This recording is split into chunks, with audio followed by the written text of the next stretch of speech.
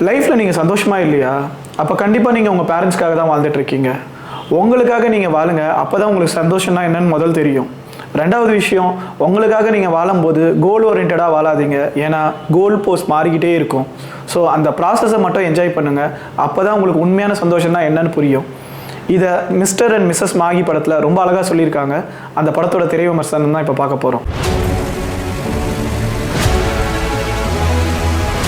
Hello viewers, welcome to Tilak talks. நல்ல cinema நமக்கு வாழ்க்கையை புரிய வைக்கும், வாழ்க்கைக்கு நம்பிக்கை தரும்.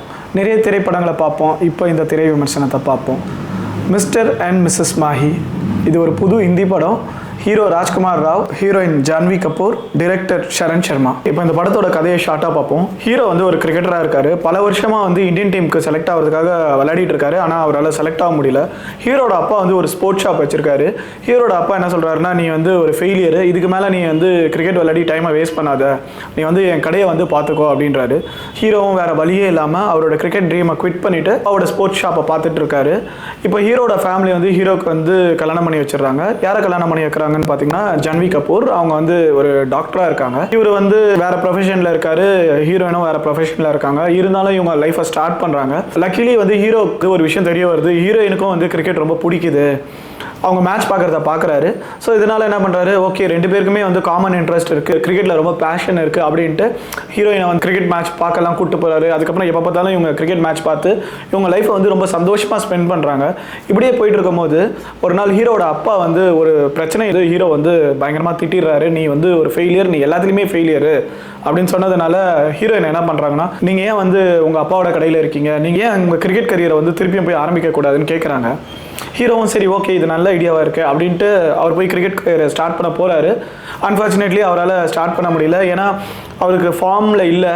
பல வருஷம் கழிச்சு திருப்பி கிரிக்கெட் ஆடும் போது ஏற்கனவே அவர் விளையாடும் போதும் வந்து அவர் ஒரு ஆவரேஜ் கிரிக்கெட்டராக தான் இருக்கார். இதனால என்ன பண்ணுறாங்க, அவரோட கோச் என்ன சொல்கிறாருன்னா, நீ கிரிக்கெட்டர் ஆகிறத விட நீ வந்து கோச் ஆகிடலாம், ஏன்னா உன் மைண்டு நல்லா ஒர்க் ஆகுது, உனக்கு கிரிக்கெட் நல்லா தெரியுது, நீ ஏன் கோச் ஆகிடக்கூடாது அப்படின்னு சொல்கிறாரு. இவரும் என்ன பண்ணுறாரு, ஓகே சரி நம்ம கோச் ஆகிடலாம்னு நினைக்கும் போது யாரை கோச் பண்ணலான்னு யோசிக்கும் போது தான் தோணுது, அவங்க ஒய்ஃப் வெளியில் கிரிக்கெட் விளையாடுறத பார்க்குறாரு. இவங்களுக்கே நல்லா கிரிக்கெட் வருது, ஏன் நம்ம ஒய்ஃபை கோச் பண்ணி ஒரு கிரிக்கெட்டர் ஆக்கக்கூடாதுன்னு முடிவு பண்ணிவிட்டு ஸோ ஒய்ஃபை வந்து கிரிக்கெட்டராக ட்ரை பண்ணுறாரு. ஸோ இவங்க ஒய்ஃப் கிரிக்கெட்டராக ஆனாங்களா இல்லையா, அண்ட் இவர் ஒரு சக்ஸஸ்ஃபுல் கோச் ஆனாரா இல்லையா அப்படின்றது தான் இந்த படத்தோட மொத்த கதை. ஆனால் இதுக்கு நடுவில் இவங்களுக்கு நிறைய பிரச்சனை வருது. இந்த பிரச்சனையெல்லாம் இவங்க எப்படி ஃபேஸ் பண்ணுறாங்க, எதனால் இவங்களுக்கு இந்த பிரச்சனை வருது அப்படின்றது தான் இந்த படத்தோட சுவாரஸ்யமே. இந்த படத்தில் ஸ்டாண்டர்ட் சீன்ஸ்லாம் நிறையவே இருக்குது. படத்தில் வந்து லாஜிக்கல் எரர்ஸ் எக்கச்சக்கமாக இருந்தாலும் மோட்டிவேஷனல் மெசேஜ் வந்து நிறையவே இருக்குது. அண்ட் அது நம்ம லைஃப்க்கு ரொம்ப முக்கியமான மெசேஜ். இந்த படத்தில் ஒரு சீனில் பார்த்தீங்கன்னா ஹீரோட அப்பா வந்து அவரோட ஸ்போர்ட்ஸ் ஷாப்பில் வந்து ஃபேமஸ் ஆனவங்களை ஃபோட்டோ மாட்டி வைப்பார். ஸோ ஹீரோ வந்து அந்த ஸ்போர்ட்ஸ் ஷாப்பில் ஒர்க் பண்ணும் போது ஒரு சின்ன பையன் வந்து கேட்பான், ஆனால் உங்கள் ஃபோட்டோ ஏன் வைக்கல அப்படின்னு கேட்பான். அதுக்கு ஹீரோ அப்பா வந்து இவர் வந்து ஃபெயிலியரு, சக்ஸஸ்ஃபுல் பர்சனோட ஃபோட்டோஸ் தான் நாங்கள் வைப்பேன் அப்படின்வாரு. ஒரு ஸ்டேஜில் வந்து கிளைமேக்ஸில் பார்த்தா எதை அவங்க அப்பா அங்கே வைக்கிறாருன்றது தான், யாரோட ஃபோட்டோ அங்கே வைக்கிறாருன்றது தான் பெரிய ரியலைசேஷனே வருது. அதில் ஜென்ரலாகவே வந்து மென்னோட சக்ஸஸ்க்கு பின்னாடி விமன் தான் இருப்பாங்க. ஆனால் இந்த படத்தில் வந்து ஒரு விமனோட சக்ஸஸ்க்கு பின்னாடி ஒரு மென் இருக்க மாதிரி தான் காமிப்பாங்க.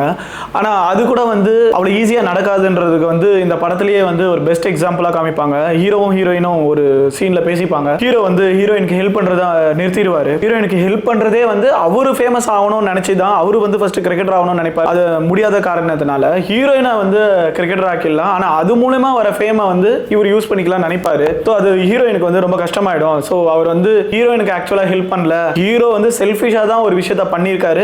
அண்ட் இப்போ அவங்க வந்து ஸ்ட்ரகிள் பண்றாங்க. அதுல இப்போ அவர் வந்து ஹெல்ப் பண்ண மாட்டாருன்ற மாதிரி ஒரு சீன் வரும். அந்த சீன் வந்து ரொம்ப டச்சிங்கா இருக்கும். நம்ம லைஃப்ல கூட வந்து இப்போ ஒரு ஹஸ்பண்ட் ஒய்ஃப் ஹெல்ப் பண்ணும் போதோ இல்லை ஒய்ஃப் ஹஸ்பண்டுக்கு ஹெல்ப் பண்ணும் போதோ இந்த மாதிரி ஒரு டயலாக்ஸ் வந்து கண்டிப்பாகவே வரும்.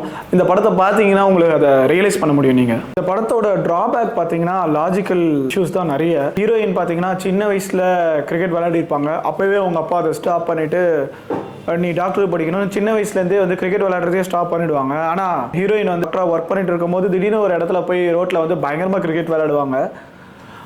அப்படி உடனே அவங்க விளையாடுறத பார்த்த உடனே இவர் வந்து இவங்களை வந்து கிரிக்கெட்டர் ஆக்கலான்னு முடிவு பண்ணுறாரு. ஹீரோ முடிவு பண்ணிட்டு ட்ரைனிங் கொடுக்குறாரு. அவங்கள வந்து பெரிய லெவலில் கிரிக்கெட்டர் ஆகிடுறாங்க. இதெல்லாம் வந்து ரியல் லைஃப்பில் ரொம்பவே கஷ்டம். ஏன்னா பல வருஷம் ப்ராக்டிஸ் பண்ணி இந்தியன் டீம் போகிறதுக்கு ட்ரை பண்ணுறவங்களாலே நிறைய பேரால் முடியல. அதெல்லாம் வந்து நிறைய பேரோட கண்ணுக்கு வந்து லாஜிக்கல் இதுவாக தெரியும்.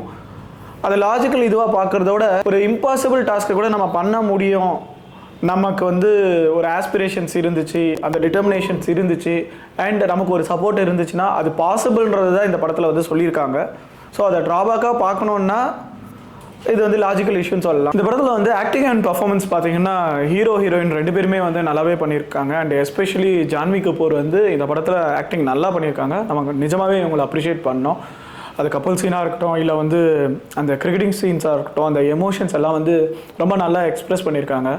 அது நிஜமாகவே வந்து ரசிக்கிற மாதிரி இருக்குது. அண்ட் சினிமாட்டோகிராஃபியை பற்றி சொல்லணும்னா எஸ்பெஷலி வந்து கிரிக்கெட்டை வந்து லைவாக கண்ணுக்கு முன்னாடி காமிக்கிற மாதிரி இருக்குது. ஒவ்வொரு ஷாட்டையும் வந்து அவ்வளோ அழகாக கேப்சர் பண்ணியிருக்காங்க. இதுக்கு முன்னாடி கபில் தேவோட ஒரு படம் வந்துச்சு, அதில் கூட கிரிக்கெட்டை பயங்கரமாக கேப்சர் பண்ணியிருந்தாங்க. ஆனால் இந்த படம் வந்து வேறு லெவலில் அந்த படத்தையே பீட் பண்ணுற அளவுக்கு வந்து கிரிக்கெட்டிங் ஷாட்ஸ் வந்து கேப்சர் பண்ணியிருக்காங்க. ஸோ சினிமாட்டோகிராஃபிக்கு வந்து ஒரு பெரிய அப்ளாஸ் தான் கொடுக்கணும் நம்ம. இந்த படத்தோட கீ டேக்அவே என்ன அப்படின்னா, ஹஸ்பண்ட் அண்ட் ஒய்ஃப்குள்ளே இருக்கிற அந்த உறவு இருக்குல்ல, அதை வந்து ரொம்ப அழகாக சொல்லியிருக்காங்க. ஸோ ஒருத்தர் காத்தாடி ஒருத்தர் நூல் மாதிரி. ஸோ ஒரு காத்தாடி உயரத்தில் பறக்குதுன்னா அதுக்கு முக்கியமான காரணம் வந்து அந்த நூல் தான். அந்த நூல் விட விட விட தான் அந்த காத்தாடி வந்து உயரமாக பறந்துட்டுருக்கோம். ஸோ நம்ம எல்லாருக்கும் வந்து அந்த காத்தாடி பறக்கிறது தான் தெரியும். ஆனால் யாருக்குமே அதுக்கு பின்னாடி இருக்கிற நூல் அந்த காத்தாடியை பறக்க விடுறது யாருக்குமே தெரியாது. அது இந்த படத்தில் ரொம்ப அழகாக எக்ஸ்பிளைன் பண்ணியிருப்பாங்க. எப்படின்னா ஹீரோ வந்து ஹீரோயினுக்கு வந்து கோச்சாக இருப்பார். ஸோ ஹீரோயின் வந்து ஃபேமஸ் ஆகிட்டு இருப்பாங்க, ஹீரோ வந்து ஃபேமஸ் ஆக மாட்டார். ஸோ அவர் ஃபீல் பண்ணும்போது அவரோட கோச் அதை தான் சொல்லுவார், நம்ம ஒரு கோச்சாக இருந்து மற்றவங்கள வந்து நம்ம சப்போர்ட் பண்ணோம்னா நாம் என்றைக்குமே வந்து வெளியில் தெரிய மாட்டோம். நாம் வெளியில் தெரியணும்னா நம்ம தான் நம்மளை பப்ளிசிட்டி பண்ணிக்கணும்னு சொல்லுவார். ஸோ அப்படி ஹீரோ பப்ளிசிட்டி பண்ண ட்ரை பண்ணுவார், அதுவும் ஃபெயில் ஆவார். ஒரு சீனில் வந்து அவங்க அம்மா வந்து ஒரு விஷயம் சொல்லுவாங்க, நம்ம குடும்பம் சந்தோஷமாக இருக்குன்னா அதுக்கு காரணம் வந்து நான் பின்னாடி இருக்கேன். ஸோ நான் வந்து நம்ம குடும்பத்தோட சந்தோஷத்தை தான் பார்த்தேன். ஸோ இதை வந்து ரொம்ப அழகாக சொல்லுவாங்க. இப்போ நம்ம எப்படி நினச்சிக்கணும்னா, நம்ம லைஃப்பில் வந்து ஒன்று நம்ம பட்டமாக இருக்கணும், இல்லை நம்ம அந்த கயிறாக இருக்கணும். ஸோ நம்ம கயிறாக இருந்தோம்னா நம்மளோட சந்தோஷமே அந்த பட்டத்தை பறக்க விடுறது தான் இருக்குன்றதை வந்து நம்ம புரிஞ்சுக்கணும். ஒரு ஹஸ்பண்ட் வந்து கைட்டாக இருக்கலாம், இல்லை ஹஸ்பண்ட் வந்து ஒரு த்ரெட்டாக இருக்கலாம். இது வந்து நம்ம லைஃப்பில் வந்து எப்படி வேணால் இருக்கலாம். பட் இதை நம்ம உணர்ந்தோன்னா நம்ம லைஃப் ரொம்ப சந்தோஷமாக இருக்கும். ஒரு ஃபேமிலி லைஃப் ரொம்ப ரொம்ப சந்தோஷமாக இருக்குன்றது வந்து இந்த படத்தில் வந்து ரொம்ப அழகாக காமிச்சிருக்காங்க. நீங்கள் எல்லாம் இந்த படத்தை மறக்காமல் பார்க்கணும். ஹஸ்பண்ட் அண்ட் ஒய்ஃப் எஸ்பெஷலி இந்த படத்தை பார்த்தே தெரியணும். இது ஒரு ஹிந்தி படமாக இருந்தாலும் நல்லாவே புரியும், ஹிந்தியே தெரியலனாலும் இந்த படம் நமக்கு நல்லாவே புரியும். இந்த படத்தை பார்க்கறதுக்கு ஒரு 3 ரீசன்ஸ் கேட்டிங்கன்னா, ஃபஸ்ட்டு ரீசன் வந்து ஹஸ்பண்ட் அண்ட் ஒய்ஃப்குள்ளே இருக்கிற ஒரு ரிலேஷன்ஷிப் எப்படி இருக்கணுன்றது வந்து இந்த படத்தை பார்த்து நம்ம கண்டிப்பாக தெரிஞ்சுக்கலாம்.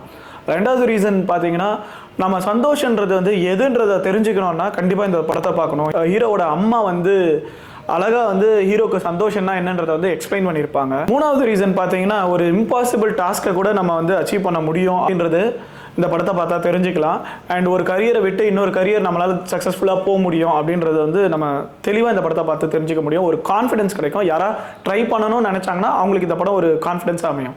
1 ரீசன் நாட் டு வாட்ச்னு கேட்டிங்கன்னா, நான் ரொம்ப ரியலிஸ்டிக்கான மூவி தான் பார்ப்பேன், இது வந்து எனக்கு ரொம்ப அன்ரியலிஸ்டிக்காக தெரியுது, லாஜிக்ஸே இல்லை அப்படின்னு நினச்சிங்கன்னா நீங்கள் கண்டிப்பாக இந்த மூவியை பார்க்க தேவையில்லை. இந்த படத்தில் ரொமான்ஸ் சீனு, வயலன்ஸ் சீன்ஸ்லாம் எதுவுமே இல்லை. ஸோ ஃபேமிலியோட போய் இந்த படத்தை பார்த்து நம்ம என்ஜாய் பண்ணலாம். ஸ்பெசிஃபிக்லி கிட்ஸோட போய் பார்த்து என்ஜாய் பண்ணலாம். நம்ம இந்த படத்தோட டிக்கெட் காசு ஒர்த்தா இல்லையான்னு கேட்டிங்கன்னா கண்டிப்பாக ஒர்த்து தான். ஏன்னா இந்த படத்தில் வந்து என்டர்டெயின்மெண்ட்டும் இருக்குது, ஒரு ஸ்போர்ட்டிங் விஷயமும் இருக்குது, அண்ட் நிறைய மெசேஜ் இந்த படத்தில் இருக்குது. இந்த படத்தை நீங்களும் பார்த்துருந்தீங்கன்னா உங்களோட கருத்தை மறந்துடாமல் கமெண்ட் செக்ஷனில் கமெண்ட் பண்ணுங்கள். இந்த வீடியோ உங்களுக்கு பிடிச்சிருந்தா லைக் பண்ணுங்கள், ஷேர் பண்ணுங்கள், அண்ட் மறந்துடாமல் சப்ஸ்கிரைப் பண்ணுங்கள். அடுத்தடுத்த வீடியோ போடுறதுக்கு எனக்கு மோட்டிவேஷனலாக இருக்கும். And thanks guys, thanks for watching. Stay tuned for more videos.